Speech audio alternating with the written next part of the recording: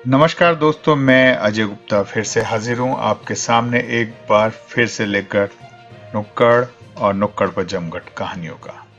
आज हम आपको कहानी सुनाने के लिए लिए चलते हैं रायपुर छत्तीसगढ़, जहां से श्री संजय अग्रवाल जी हमारे साथ जुड़े हैं। आज हम उनकी कहानी लेकर आए हैं। संजय अग्रवाल जी लेखन, पठन और संगीत में रुचि रखते हैं। इकोनॉमिक्स के ज्ञाता हैं और कहानी लिखने का बहुत शौक है और इनकी कहानियां अक्सर आपको सोशल मीडिया पर दिखाई देंगी। आज इन्हीं की एक और कहानी हम आपके साथ लेकर आए हैं। उम्मीद है आपको पसंद आएगी।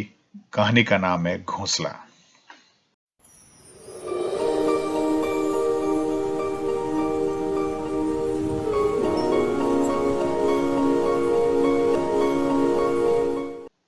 नमस्कार दोस्तों, मैं अजय गुप्ता हाजिर हूं आपके सामने फिर से लेकर एक और जमघट नुक्कड़ पर कहानियों का।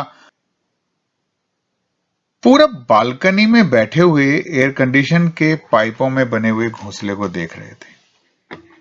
न जाने क्यों छोड़कर चली गई परी इसे।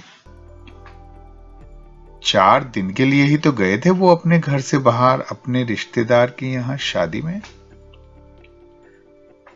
उजाड़ से घोंसले में उन्हें अपना घर नजर आ रहा था। उनका घर भी तो इसी तरह उजाड़ हो गया है। बच्चों की नौकरी के बाहर चले जाने के बाद और फिर दिशा के गुजर जाने के बाद यह घर तो मानो खाने के लिए दौड़ता है। परी, जी हां, यही नाम दिया था उन्होंने उस नन्ही गुरैया का। जब उसकी मां ने घोंसला बनाया तो उन्होंने हटाने की कोशिश की तो दिशा ने उन्हें रोक दिया। क्यों किसी का घर तोड़ते हैं जी? क्या उन्हें जरूरत नहीं किसी आश्रय की? रहने दीजिए, क्या नुकसान करेंगे? अरे पाइप खराब कर दिया तो कचरा करेंगे सारा दिन सो अलग। सबसे बड़ा डर किसी दिन चलते पंखे में आ गई तो। पूरब ने अपना डर जाहिर किया। कुछ नहीं होगा, आप इतना मत सोचिए। हमारी किस्मत की कोई रहने या रहा है घर में। कोई तो होगा जो साथ रहा है, कोई तो होगा जो साथ रहेगा, दिशा ने कहा था। कोई नहीं रहता साथ हमेशा श्रीमती जी। हर चिड़िया उड़ जाती है, पंख मजबूत होती है। अपने ही बच्चों को देख लो। कहते हैं कि पंछी अंडा देने और उसे सेने के लिए घोंसला बनाते हैं, फिर एक दिन उसे छोड़कर उड़ जाते हैं। पर इंसान तो घरौंदा हमेशा सबके साथ रहने के लिए बनाता है, फिर क्यों उसके बच्चे यूं उड़ जाते हैं? पूरब की नव आंखों में नमी पसर गई थी कहते कहते। एक दिन घोंसला पूरा हो गया। एक चिड़ा और एक चिड़िया आकर रहने लगी उसमें। सारा दिन बालकनी गूंजती थी उनके कलरव से। एक काम और बढ़ गया था पूरब की दिनचर्या में, 2 सकोरे में पानी और बाजरा रखने का। एक दिन उन्होंने देखा कि चिड़िया सारा दिन घोंसले में रहती है। अंडे दिए थे उसने। एक दिन सीढ़ी लगाकर झांक कर देखा तो 5 अंडे थे। दोनों की खुशी का ठिकाना नहीं रहा। अब वो उनसे बच्चों के निकलने का इंतजार करते रहते, जैसे अपने पहले बच्चे के समय किया था। अंडों में से बच्चे निकलते उसके पहले ही दिशा छोड़ गई उन्हें। दिल कमजोर हो चला था, एक दिन अचानक थम गया। कुछ दिन उनका ध्यान घोंसले से हटा रहा। घर में भीड़ भाड़, चहल पहल के बीच उठती गहन पीड़ा ने अवसर ही नहीं दिया उन पर ध्यान देने का। फिर एक दिन सब चले गए। दोनों बच्चे अपनी नौकरी में वापस, परिवार के लोग अपने अपने घर, और रह गए वो फिर से अकेले। कोई कितना साथ निभाएगा वो सोचते हैं। एक दिन सब यूं ही छोड़कर चले जाते हैं। कई दिनों के बाद जब वो बालकनी में बैठे तो नजर पड़ी घोंसले पर। सन्नाटा पसरा रहा था उसमें भी। जी हां, एकदम सन्नाटा। थोड़ी देर बाद देखा कि एक नन्ही सी गुरैया उसमें से नीचे उतर आई और उनके पास आकर बैठ गई। अनजानी ममता उमड़ गई उनकी आंखों में। वो उठे, अलमारी से बाजरा लाकर खाली सकोरे में डाल दिया, दूसरे में पानी। न जाने कैसे उस नन्ही से दोस्ती हो गई उनकी। परी नाम दिया था उसे। सारा दिन मन बहलाव का साधन बन गई परी उनके लिए। अभी पंख मजबूत नहीं हुए थे उसके, तो बालकनी से बाहर नहीं जाते थे, बस वहीं आसपास फुदकते रहते। उन्हें लगता दिशा रूप बदल कर आई है उनके पास। पता नहीं बाकी 4 अंडों का क्या हुआ था। उनसे बच्चे निकले थे या नहीं, कहीं बिल्ली ने तो नहीं। कुछ दिनों बाद उन्होंने देखा कि परी आजकल अकेली रहती है घोंसले में।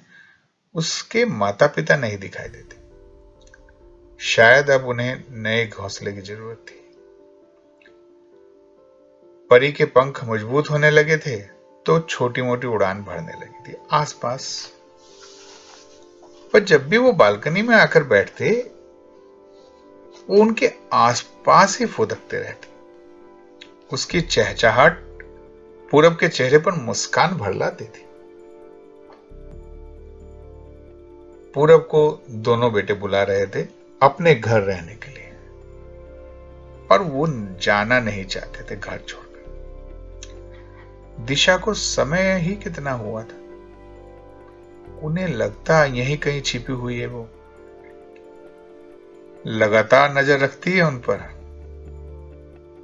उसे कैसे छोड़ जाए।